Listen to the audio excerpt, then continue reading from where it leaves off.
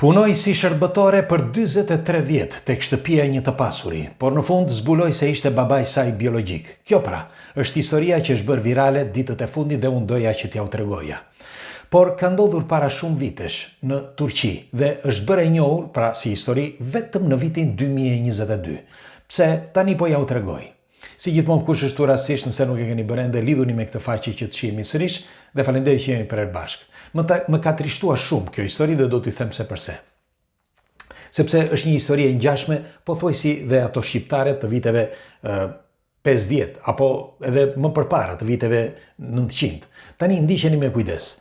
Një tip i quajtur Njazi Uzmez ishte shumë i shkathët. Në vitin 1948 ai ishte vetëm 14 vjeç dhe njohu një gocë. Ai njihte edhe vajza të tjera sepse duke qenë i shkathët, shkonte me vajza të tjera dhe njihte edhe vajza të tjera.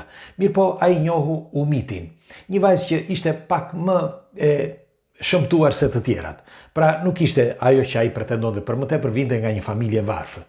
Mirpo Umit në vitin 1950 mbeti shtatzane.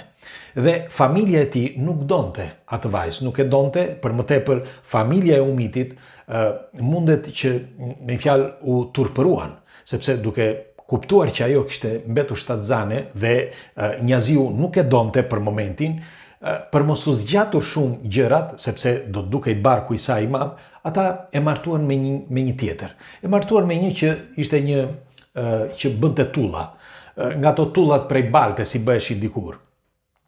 Dhe ky kur e mori vesh që vajza ishte shtatzane, nuk donte që të martoj më me të.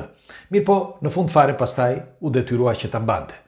Sepse për shumë arsye, qoftë sepse e çuan në shtëpinë e tij, pra ai e mori në shtëpi, por edhe për shumë arsye. Dhe si i dini ju, në atë kohë pra në vitet 900-950 ishte e vështirë që ti të merri një vajzë në shtëpi dhe pastaj ta lije kur të doje. Për më tepër në Turqi, ashtu siç edhe në Shqipëri. Dhe Njaziu e dinte shumë mirë që ajo vajzë, pra Umiti, në barkun e saj mbante fëmijën e tij, por nuk dinte se çfarë fëmijë ishte. Në fakt, fëmia lindi pas 9 muajsh dhe ishte një vajzë e quajtur Kalibe Saglam. Saglam sepse mori mbiemrin e babait të ri, si mund të quhet. Babai i ri, çuditërisht me kalimin e kohës ai vdiq i ri. Dhe ajo, pra Umiti, mbeti edhe.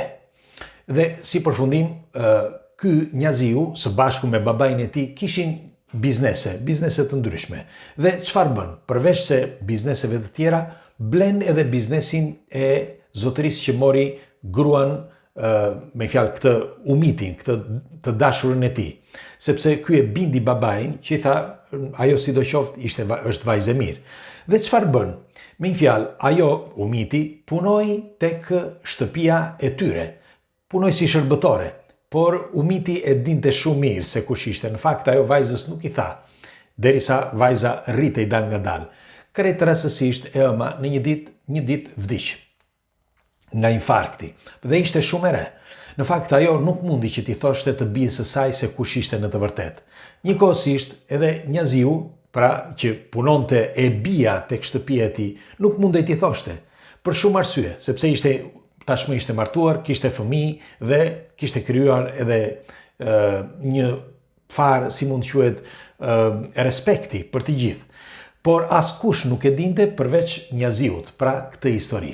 Kaloi kohë dhe kjo Kalibja, pra e bija e Njaziut, punonte tek shtëpia e këtij, pra shtëpia të pasurit. Në fakt, Njaziu me kalimin e kohës u bë shumë i pasur, sepse përveç bizneseve të tjera, siç u thash më përpara, ai kishte blerë edhe biznesin e këtij që bënte tulla dhe vazhdoi që të bënte tulla profesionale. Jo vetëm kaq, por filloi që të bënte ndërtime dhe u fut edhe me aksese në investime të tjera, që si përfundim u bë një nga biznesmenët më të mëdhenj të Turqisë. Mirpo, në vitin 2020, jo vitin 2022, në vitin 2020, ajo kishte një shenjë që kishte lindur me atë shenjë dhe kishte nën krah, sipas të dhënave. Dhe teksa po e shikonte sepse mbulonte shpeshherë se i vinte, kishte një njoll, si mund të quhet, nga ato njollat që kur lind një fëmijë mund ta ketë sepse nëna ka prekur diçka gjatë barrës. Dhe ishte pikërisht dora që ai kishte mbajtur atë. Pra atëherë kur ajo dëshironte që ai të rrinte me të. Pra dora e Njaziut tek krahu i të dashurës së tij që i mbeti vajzës. Pra sipas gjasave, çdo kush që bën një gjest në këtë moment, pra në momentin kur ajo është shtatzane, pra nëse nëna gjatë shtatzanisë bën një gjest kur ka dëshirën e diçkaje që padyshim e dini këtë, lë një shenjë, dhe në fakt kishte atë shenjën këtu. Dhe teksa po tregonin për këtë shenjën, ai tha unë e di tha çfarë është ajo shenjë. I tha ai, sepse tashmë ishte rreth 80 ca vjeç. Pra Njaziu. Mirë po, ajo u bë kurioze, prapse nuk i tha gjë. Mirë po, pas 2 muajsh, 3 muajsh, ajo insistoi dhe në fund fare, ai filloi që të qante. Qau dhe përqafoi, sepse ishte i vetmi njeri që rrinte gjithmonë pranë. Ajo nuk e dinte pse i rrinte gjithmonë pranë. Nuk e dinte pse e kishte kaq për zemër atë zotëri. Kishte diçka të shumë të përafërt, por nuk e dinte.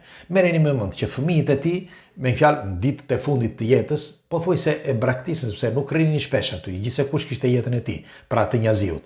Dhe vetëm ajo, meqense ajo ishte shërbëtore, ajo i rrinte pranë. Dhe në fund fare ai u detyruai që t'i thoshte, por tashmë ishte në prag të vdekjes.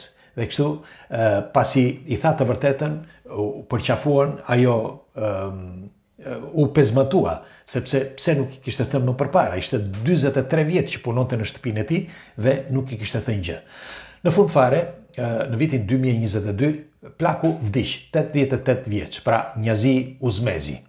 Dhe i la pasuri, pra i la e njohur si vajzën e tij dhe i la pasuri, ashtu siç edhe fëmijëve të tij, një pasuri që i takonte.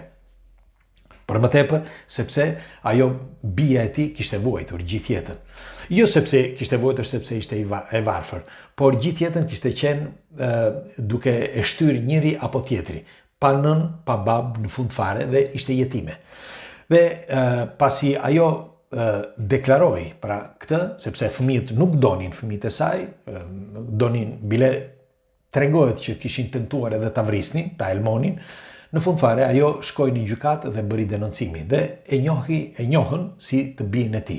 Dhe në fund mori pjesën që i takon. Në fakt ajo që është e vërteta i dhan një pjesë më të madhe të parave ose të pasurive, por ajo nuk e pranoi. Ajo tha unë dua vetëm pjesën që më takon. Pra, nëse jemi 3 fëmijë, me gjithë mua 4, të jetë në mënyrë të barabartë. Dhe kështu pra, Kalibe Saglam ose mirë Kalibe Uzmes duhet quhej, u njoh zyrtarisht si bija e biznesmenit një nga biznesmenëve më të mëdhenj të Turqisë, Njazi Uzmes. Ju çfarë mendimi keni për këtë histori? A njihni histori të ngjashme në torohet shqiptare? Un kam pothuajse 10-15 prej tyre që do t'ja u tregoj më vonë. Pres komentet tuaja, çfarë mendimi keni për këtë argument dhe kalofshi një ditë bukur.